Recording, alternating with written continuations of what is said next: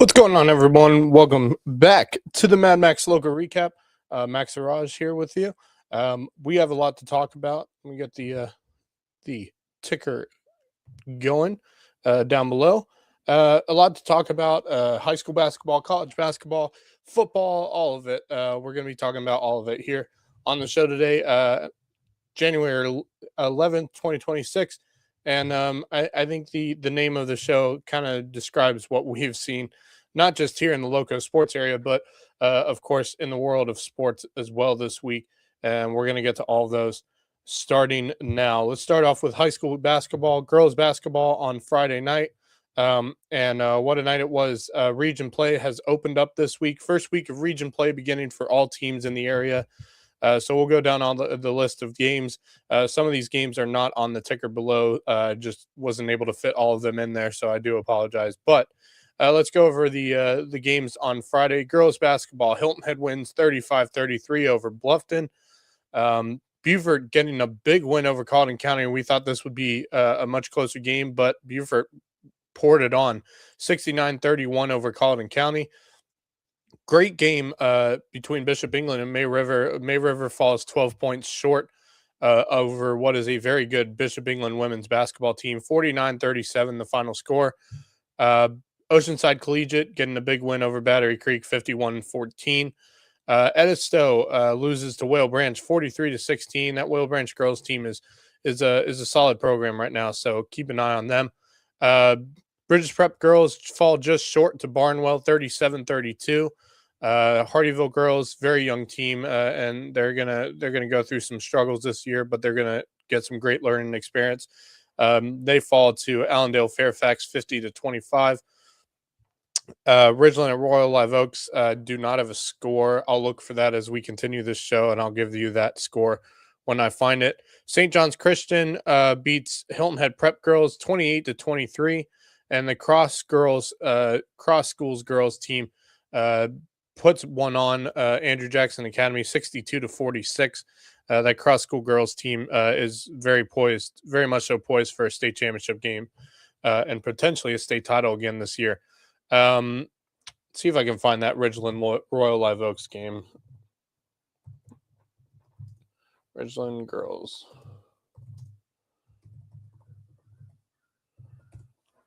See if we have a score here.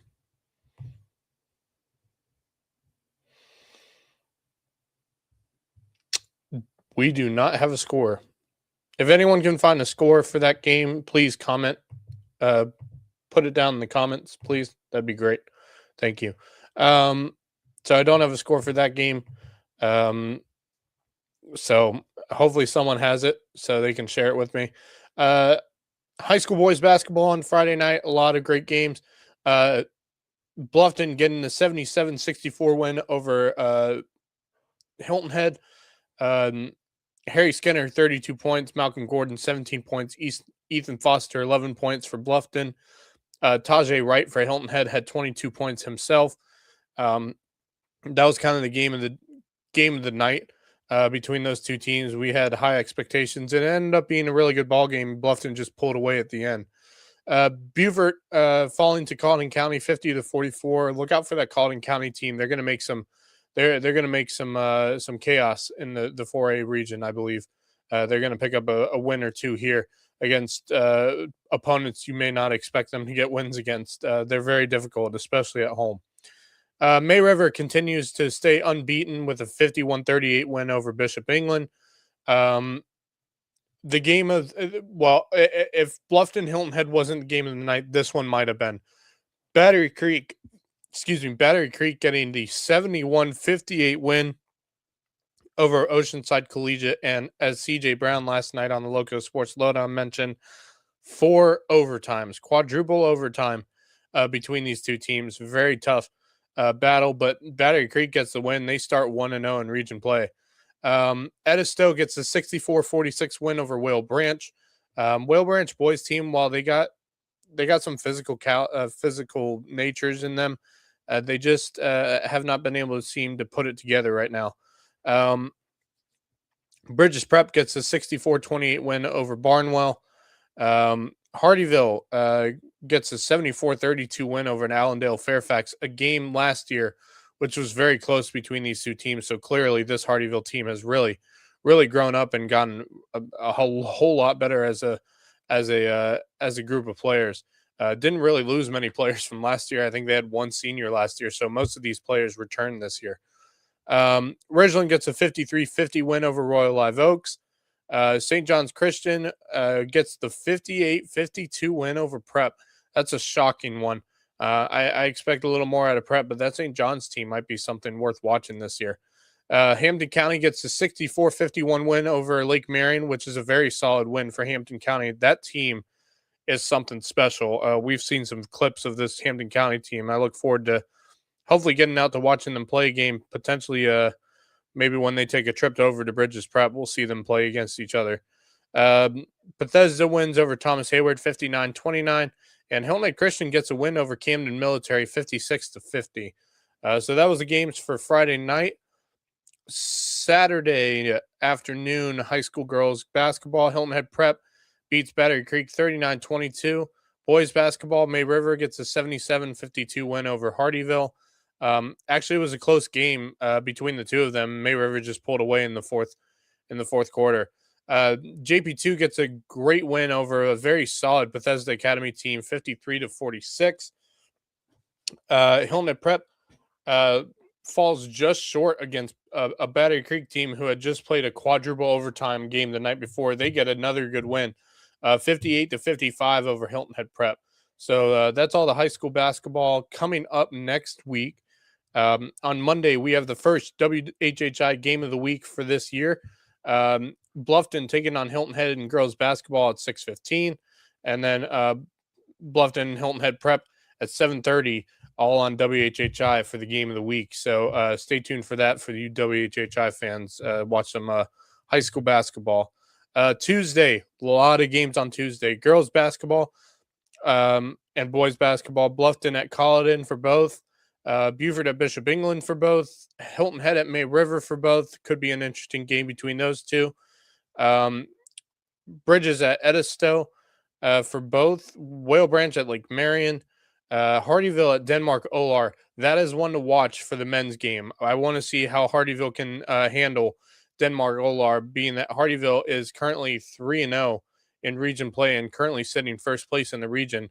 But this could be a battle for the region title this year between Hardyville and Denmark Olar in boys basketball. So keep an eye on that one. Allendale Fairfax at Ridgeland should be an interesting game between those two. In boys basketball, girls basketball as well. They've both had some solid girls basketball teams this year. JP2 at Wilson Hall. That could be an interesting one. Wilson Hall's got a good boys basketball team. Same with the girls basketball team as well. So keep an eye on that. And then the one other game for girls basketball, Thomas Hayward is on the road at Holy Trinity on Tuesday. On Wednesday, May River will be at Cross Schools for girls basketball. Very interesting game there. And then on Thursday, high school girls basketball, Goose Creek at Beaufort, Patrick Henry at Hilton Head Prep, Coastal Homeschool at Cross Schools on Thursday for girls basketball, and then boys basketball, Holy Trinity will be at Palmetto Scholars on Thursday. Friday, we have a lot of games on Friday night. Bishop England at Bluffton for both girls and boys. May River at Beaufort for both teams as well. Colleton County at Hilton Head, both teams. Battery Creek at Hanahan. Lake Marion at Bridges Prep. Hampton County at Whale Branch. Royal Live Oaks at Hardyville. Trinity Collegiate at JP2. And then girls basketball additions onto that. Hilton Head Prep will be at Hilton Head Christian Academy. North Charleston will be at the Cross Schools. And Andrew Jackson Academy at Holy Trinity. That's both girls and boys basketball there. So a lot of great high school basketball coming up this week. Keep an eye out in that 4A region between especially the, let's see, what is it? Bluffton at Colleton County. That could be a bit of a trap game for the boys team because Colleton County at home, that place gets rocking, especially with a game as big as this. Hilton Head and May River. I know Hilton Head has started 0-2 in region play with losses to Bishop England and, of course, Bluffton. But keep an eye on that. I think they're going to give May River a good fight, but I have a weird feeling May River is going to get the win out of that one. Um, Look at the British Prep Edisto game. It could be a good one between the boys basketball teams. Edisto's got some good players on that team. Um, and then of course Hardyville at Denmark Olar on Tuesday. Definitely a big game for the boys teams. Um, then on Friday, the games to watch for this one. Um, Colleton County at Hilton Head. Boys basketball should be very interesting between those two. Um, Battery Creek on the road at Hanahan. Boys basketball again. Hanahan's got a good program over there up at Hanahan. So Battery Creek might have themselves in for one, but they should have a really good game on Friday. Being that they do not play again until this coming Friday, they won't have a game, another game this week. This will be their only game of the week on Friday. So keep an eye on that one. That should be a good game. Hampton County at Whale Branch. While that is a bit of a rivalry, I don't expect Whale Branch to be able to keep up with Hampton County. Trinity Collegiate at JP2 boys basketball might be interesting. I'm intrigued to see what some teams from outside of our area will look like going up against JP2, especially in skis of 4A. So keep an eye on that one as well. And that goes for both boys and girls basketball in that matchup. All right. Covered some high school basketball. So let's move on to USCB basketball. Wednesday after night, USCB took on Flagler. USCB got the win 82-74 in women's basketball over Flagler. And what was really a dominant win for USCB. That score may not show it, but USCB for most of the second half was up by around 20 points in the game, and Flagler came back to make it a closer game in the end, but it really wasn't. It really wasn't Flagler's day. USCB just completely dominated that Flagler team. Um, so yeah, good win for USCB women's on Wednesday night, and then the men's team. Evan Kilminster gets the buzzer beater win over Flagler, 83-82, moved USCB to 4-3 in Peach Belt Conference play, and sitting in some pretty good spot going into their matchups on Saturday at Columbus State. Very tough place to play. Women's team going up against the number 19th ranked team in Division II women's basketball, the Columbus State Cougars. Only losing by 4, 79-75. USCB tried to get the win here, trying to outscore Columbus State in the fourth quarter. Really good game for USCB, despite the loss to what is a very good ranked Columbus State team. Lydia Gattosi with 21 points, 2 blocks, 1 assist, 7 rebounds. Janiah Hayward, 16 points, 2 steals, 5 assists, and five rebounds. Good night for her. Samantha Bardonaro, 14 points, 3 rebounds. Good night for her. Madison Self, 6 points, 2 rebounds. Tanaya Bowman, 4 points, and 3 rebounds. JD Young, 6 points, 1 rebound. I mean, pretty much almost everyone on this team scored on Saturday. So really good, including Courtney Camel having 2 points of her own with an assist on top of that and a steal. So good defensive effort by USCB. But man, this Columbus State team is really good. Taya Reeves with 24 points for Columbus State, 24 points, 8 steals, a block, and 6 rebounds, as well as 2 assists. So she was really dealing with the basketball for Columbus State, and probably one of the main reasons they won this game. So really good game from Lataya Reeves, and all in the span of 26 minutes, excuse me. So really good game by both teams. Just USCB unfortunately fell short, but you know they're going to be just fine. That USCB women's team is just showing everyone that they can be really something special. See if I can get the women's basketball standings up here, and I'll show them to you guys.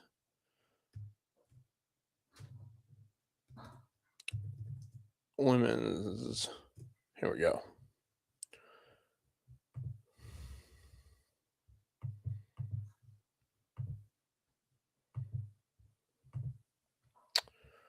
Let's see here.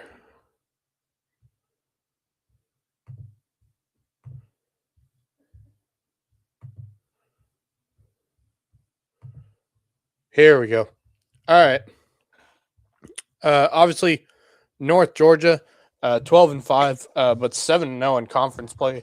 I'm surprised they're not ranked at the moment, but Columbus State was. They're 12-2, 6-1 in conference play.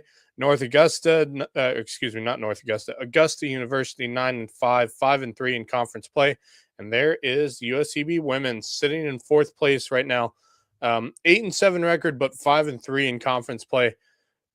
They're looking strong. They're looking very strong right now, and they're sitting in a really good spot right now. And the teams that follow, surprisingly, Middle Georgia playing some great basketball right now. They're 10-3 with a 4-3 record in conference play, and following them is Georgia Southwestern at 4-3 as well. So really, I mean, USCB is 3 games behind North Georgia, and basically 2 games behind Columbus State after that loss. So really good, spot for USCB to be in for women's basketball right now, and a shot at potentially hosting right now with how it stands. They would be hosting a home playoff game in the first round if it comes to be. So very intriguing situation there. Now, men's team, like I said on Wednesday, got the huge 83-82 win over Flagler, and then on walk-off buzzer beater by Evan Kilminster on Wednesday. Well, he did it again on Saturday with the game-winning field goal, go-ahead shot to give USCB a 77-75 win over Columbus State.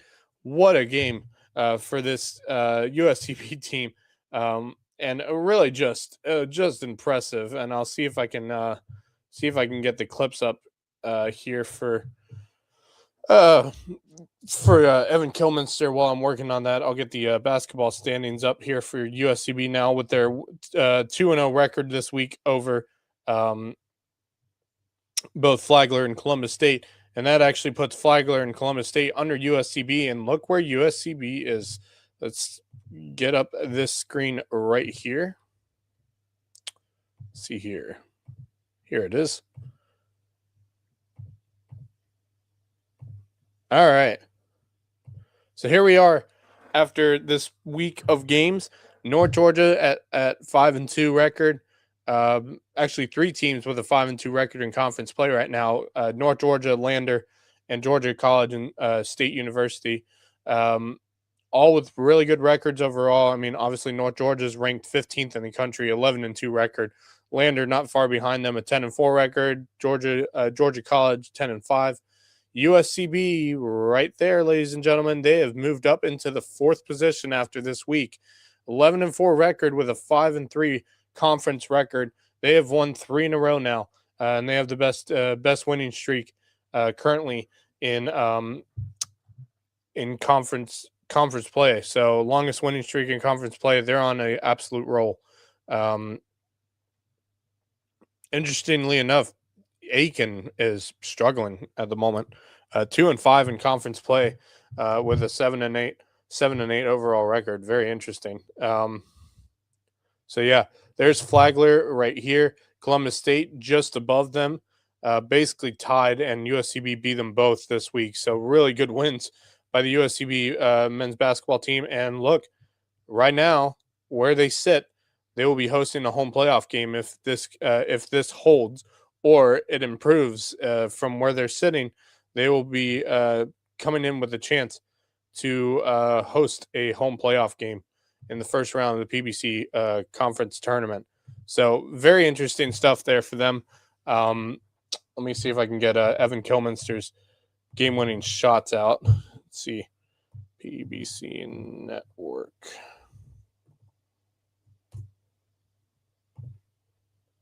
Let's see here.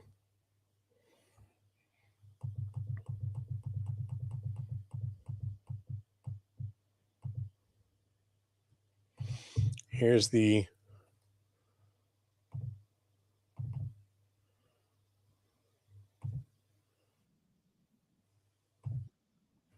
Let's see here. Let's see.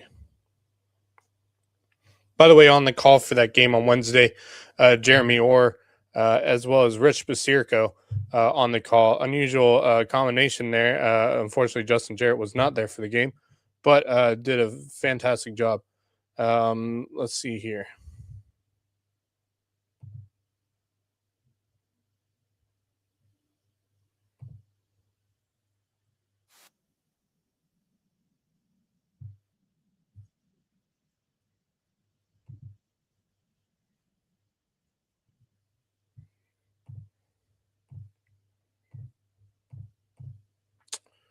Here we go.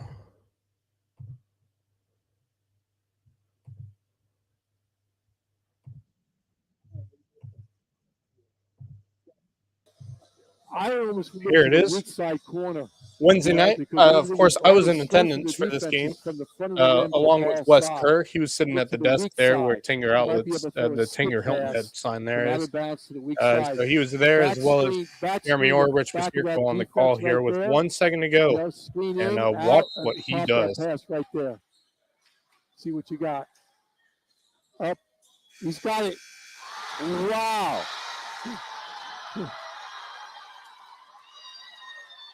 Evan Kilmister, the same exact guy I was telling you, who hit the game winner against Durham, gets his second game winner. Well, we're gonna look at it now. Good shot there by Evan Kilminster, and even better call by Jeremy Orr. And then on Saturday, I'm gonna see if I can get this up here.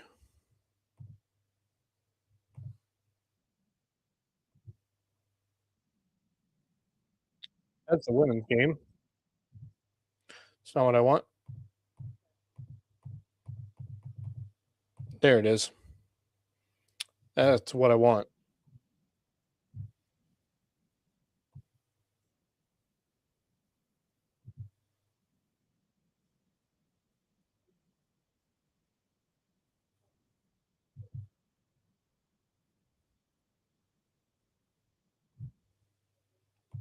Here we go.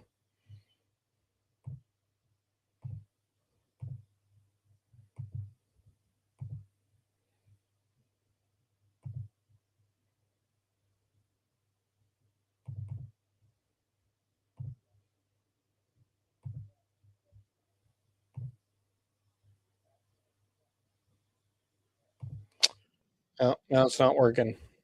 Hold on.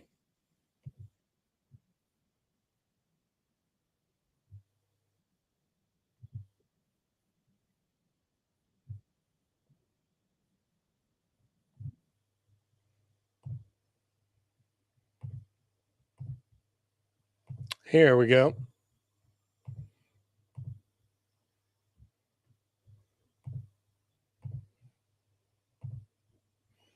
And here is the final play to give USCB the 77-75 win.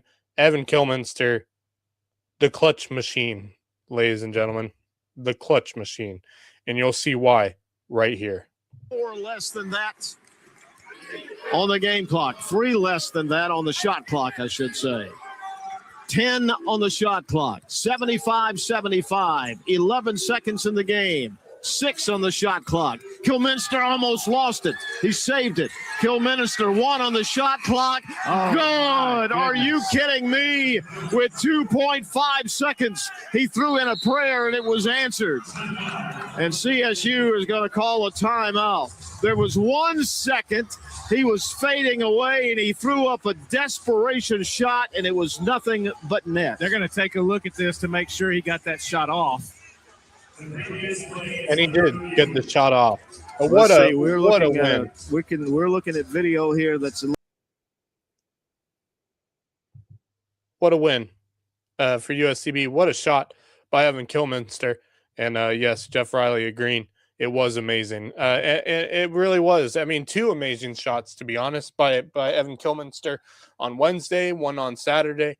And that's his 3rd, by the way, on Saturday. That was his 3rd game winner for USCB this season. What a pickup he has been from the College of Charleston. Really, really fantastic player. And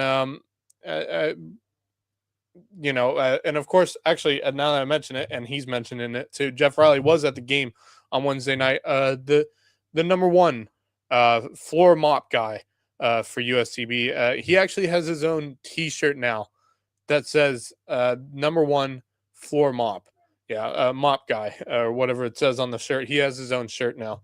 So what a great moment. And he was in the middle of that celebration. He was with the rest of the crowd that was cheering on Evan as he made that shot, and everybody crowded around him. Well, what an incredible night it was over at USCB at the Cove.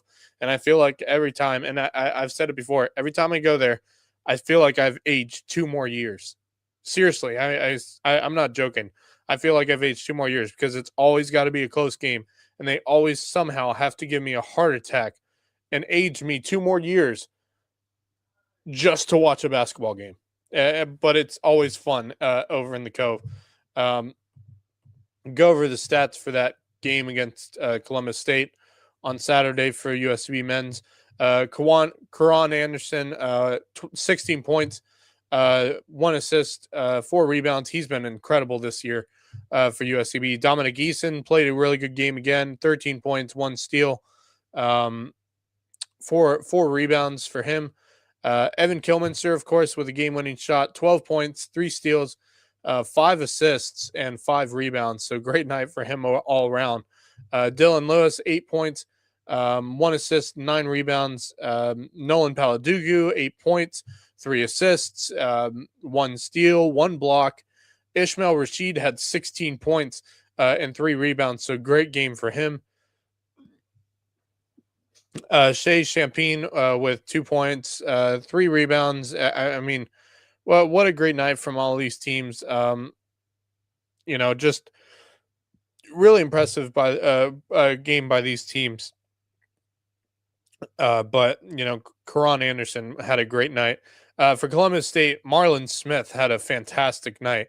30 points, 2 steals, 1 block, 3 assists, and 12 rebounds. I mean, dude is an absolute monster, and he did that in 38 minutes. And it's funny because you look at this team, and it's, for me, USCB really subs their players in well and gets a lot of their players time to play some basketball, and it really keeps them a lot fresher going down the stretch compared to Columbus. I mean, 4 of their players had played more than 30 minutes, and 3 of them played more than 35 minutes in this game, while as USCB only had 3 players with more than 30 minutes of basketball, and all of them had less time on the court than Columbus State's players did. And it was good substituting. It's what Ron. It's what this team does really well. Ron Fidala does a great job of subbing these players out. So I look. I think this USCB team is well on their way. They're now sitting at 5-3, fourth in the conference. So really, really, really, really good. Really good games this week for USCB. Let's look at their upcoming schedules for both teams. Let's see here. I believe they are on the road on Wednesday, but they will be at home on Saturday for a big one. Yes, they are on the road at Georgia Southwestern on Wednesday the 14th, 7:30 game for the men's team, which will be I believe it will be a 5:30 game for the women's team down at Georgia Southwestern. And then on Saturday, a big one for both teams. USCB will be taking on North Georgia's men's and women's basketball teams. Women's basketball team has been pretty solid this year. Men's basketball ranked 15th in the country. So this is a big game for USCB. And let's remind everyone, last year at home, USCB took on a ranked North Georgia team and beat them within the last few seconds of the game. Got the win over North Georgia. And at that moment, we realized that this USCB team, it might have something special cooking. And so we will be, I think a lot of people are going to be at that game on Saturday. I myself will be doing my best to get down there in time to see them play. So it's going to be a lot of fun for these teams to go at it. So with that said, I'm going to take a break, and I will be right back. And when we come back, we'll talk about some sports from around the country, including some CFP discussions, as well as what's currently going on in the NFL and what was an absolute thriller of 2 games last night. We'll be doing that when we come back here on the Mad Max Lowco Recap.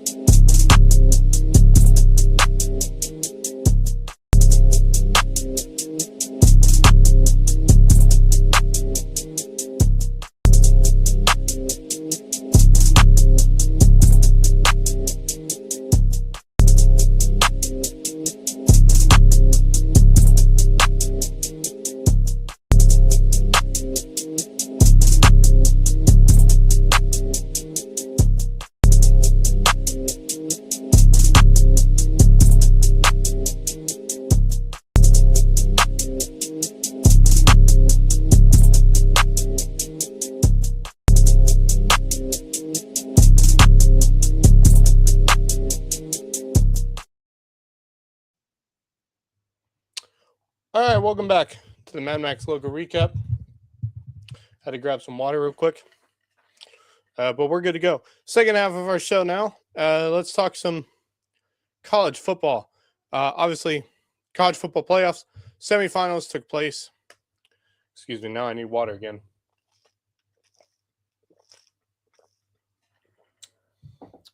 Oh, yeah, that's good. All right.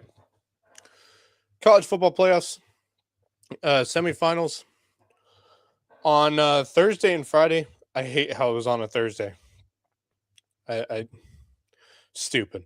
But I get the reason behind it, obviously, because the NFL has playoffs on Saturday, yesterday, and today. So kind of explains why. But semifinals, Miami gets an absolute thrilling win in what was probably a CFP playoff classic.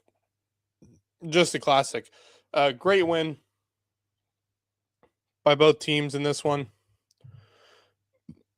Get the box score up here. Good, just a great game by both teams. Went down to the wire. Obviously, Carson Beck walked it off with the walk-in touchdown to give Miami the 31-27 win over the Ole Miss Rebels. Carson Beck, 23 of 37 for 268, 2 touchdowns, 1 interception. Trinidad Chambliss, 23 of 37, 277 yards, and 1 touchdown. Good game by him, too. But Carson Beck was the difference maker to give them this win.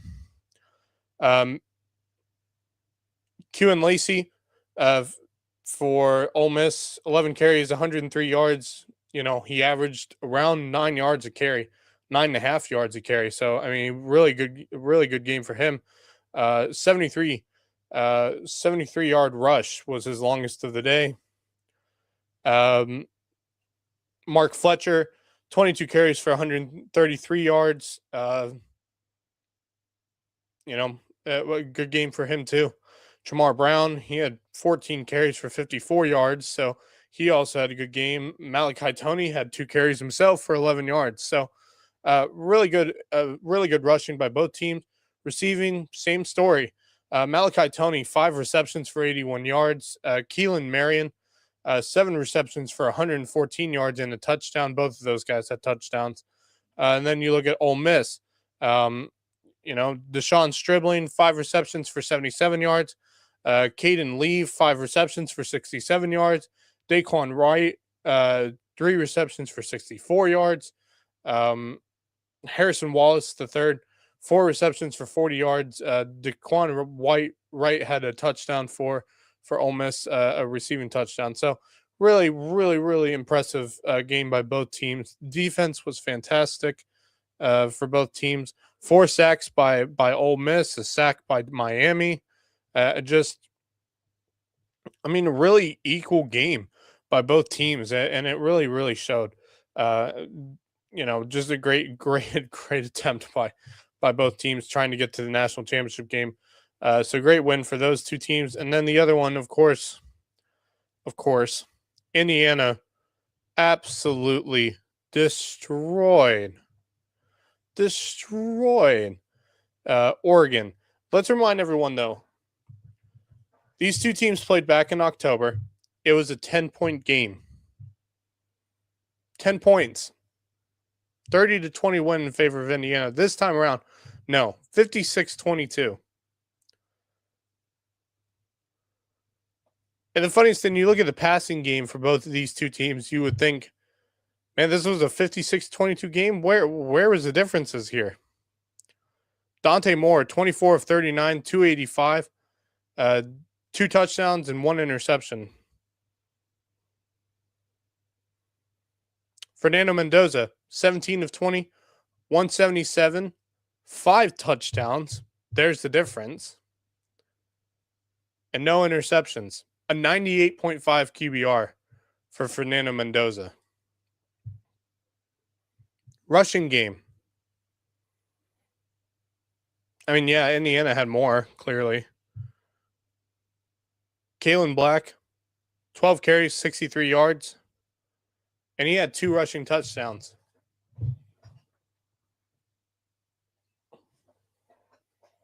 Roman Hemby, 17 carries, 53 yards. Kobe Martin, 4 carries, 42 yards. Fernando Mendoza, 6 carries for 28.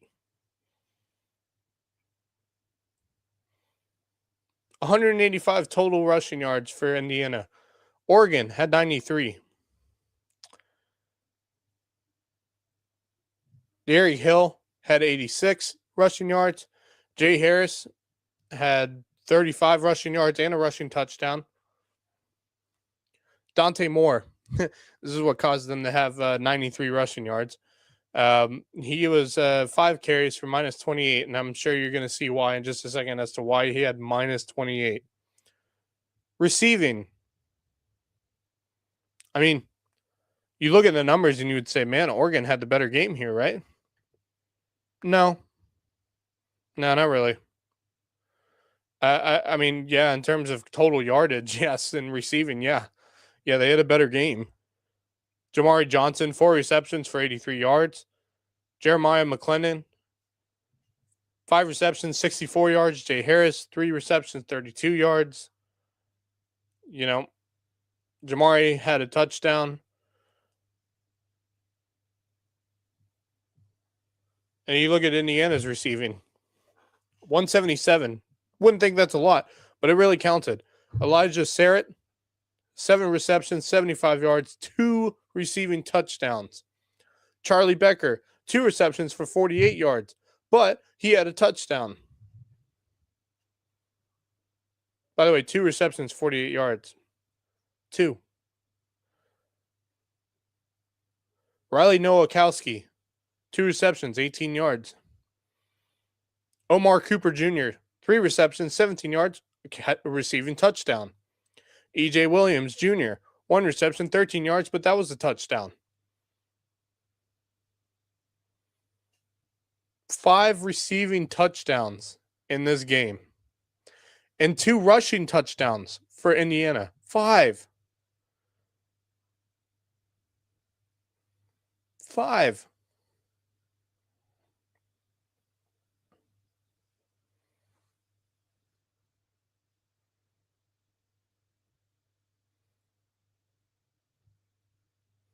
You look at the defense. Indiana, 3 sacks compared to Oregon's 1. Indiana, 10 tackles for loss. 10 compared to Oregon's 5.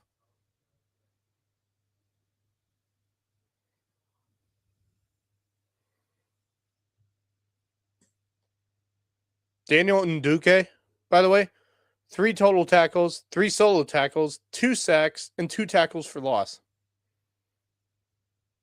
Wow. Unreal.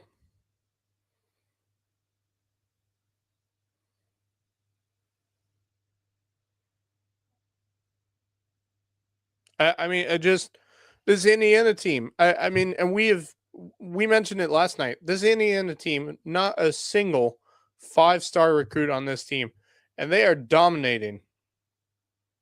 Let's remind everyone, a good number of these players transferred to Indiana from Kirk Cignetti's old team, James Madison.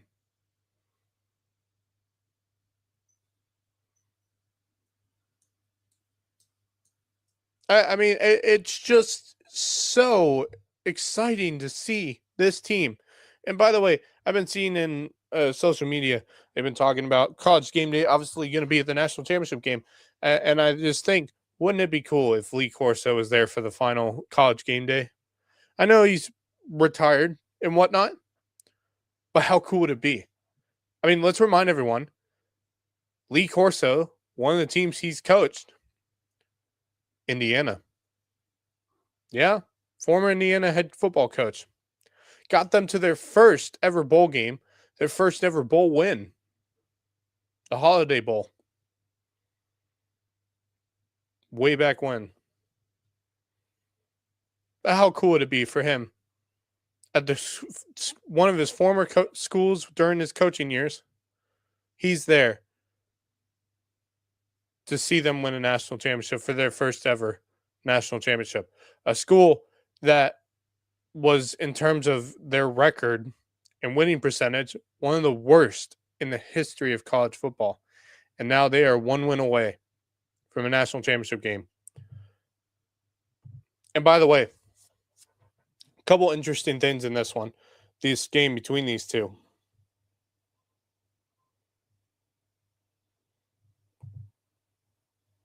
Couple interesting things.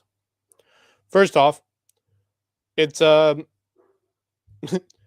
it's in Miami. In fact, it's in Miami at the stadium that the Miami Hurricanes play. So basically, they're playing at their home stadium in this one. Might be a bit of an advantage there for Miami. But Indiana is favored, easily favored.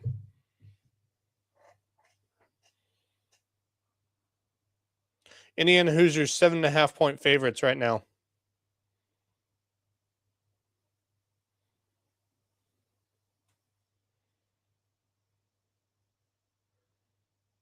Seven and a half point favorites.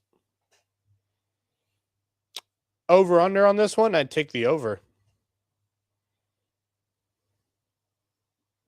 You know, it's so crazy that Miami, because of the weird thing about the ACC, didn't even play in the ACC championship game. And it may have been their best thing for them to prove to everyone, if they made the playoffs, that they were worth being A, in the ACC championship game, and B, in the playoffs. And right now, they have proved it.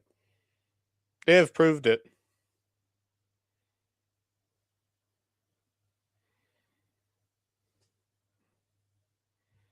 They really have proved it. It's going to be fun between those two. It's going to be a great game. According to ESPN Analytics, Indiana has favorability, 68.3% chance of winning this game, compared to Miami's 31.7%.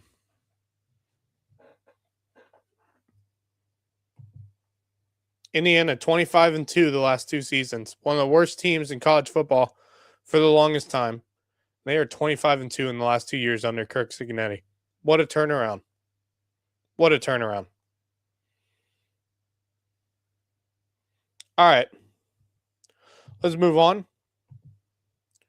The NFL, where last night we had two fan-frickin-tastic games.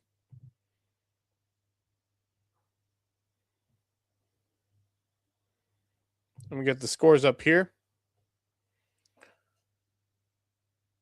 Carolina Panthers at home against the LA Rams, first wild card game. And let me just tell you right now, what a game.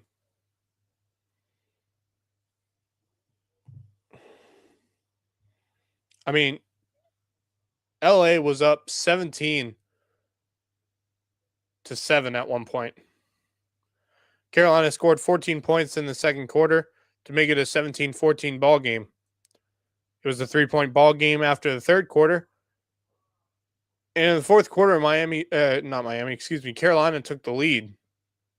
And then it was a back and forth after that. And unfortunately, the Los Angeles Rams give the advantage and win the game 34-31. What a classic. What a great game. Boy, let me just say this. Was it rocking in Charlotte? It was rocking. And then, just when you think that was going to be the game of the night, no, the next game was so much better. I mean, Chicago, Green Bay, round 3. You couldn't have asked for anything better. What a game. What a game. And it's funny, as we finished our show on the Loco Sports Lowdown, the Packers were up 21-3 over the Chicago Bears. And the Chicago Bears cut the 18-point deficit and took the lead in the final minutes of the game. 21 points in the first half for Green Bay compared to Chicago's 3. Chicago scored 3 points to make it a 21-6 ball game. And then say hello to the fourth quarter. Green Bay had 6 points, 27-point win to give them 27 points. You would think that would have been enough. But no. Chicago managed to score 25 points in the fourth quarter 25, y'all, to give them the 31-27 win in the final minutes of that game. And my goodness, Soldier Field was freaking rocking. They were going at it, man.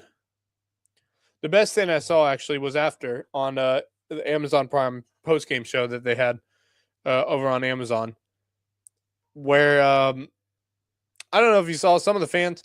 I'm sure you did if you watched the game. Some of the fans, obviously Green Bay has their the cheese heads, those big blocks of cheese on their head.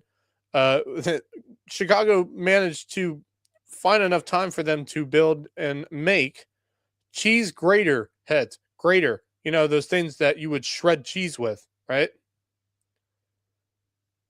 And some dude brought a actual cheese grater with him and a block of cheese into the stadium. And when the game was over, what was he doing? Shredding that cheese. Yeah, get out of here, Green Bay.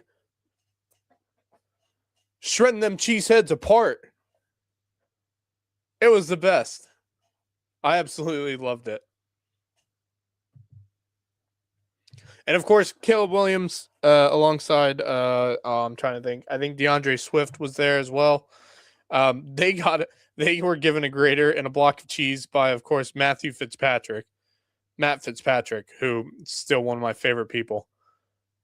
And what do? They take the cheese, they take the grater, and they start shredding that up.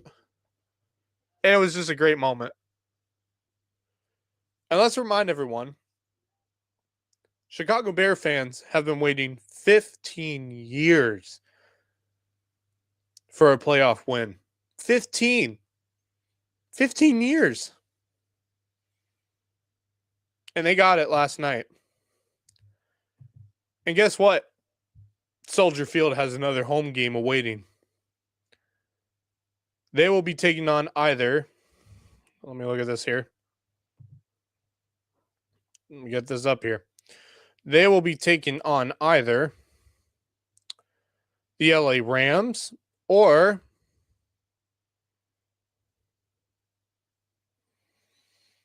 would it be the 40? Well, if the 49ers win, they'll be in Seattle, which means the Rams will be going to Chicago. If the Eagles win, the Rams will be going to Seattle for what could be a great NFC West matchup. And the Eagles would come to Chicago. So really great thing there. So two really great games, but we have more games going on currently right now. Let's see if I can get the scores up right now. I do know for a fact, yes, I am correct. Jacksonville is up 24-20, but the Buffalo Bills are currently in the red zone with 2 minutes to go in the fourth quarter. They need to score a touchdown here to give them the lead. Otherwise, field goal is just not going to do it for them. Josh Allen's had a good day, 25 of 32 for 264 yards and a touchdown. Travis Etienne, 10 carries for 67 yards for Jacksonville. Washington for Jacksonville is 7 receptions, 107 yards and a touchdown. So good game for him. Following that game, 49ers taking on the Eagles in Philadelphia. I expect the Eagles to be the favorites in that one. Although I will say it's funny enough to think that the 49ers are 12-5 right now. Crazy. And they have a 7-2 record on the road. So very interesting there between those two.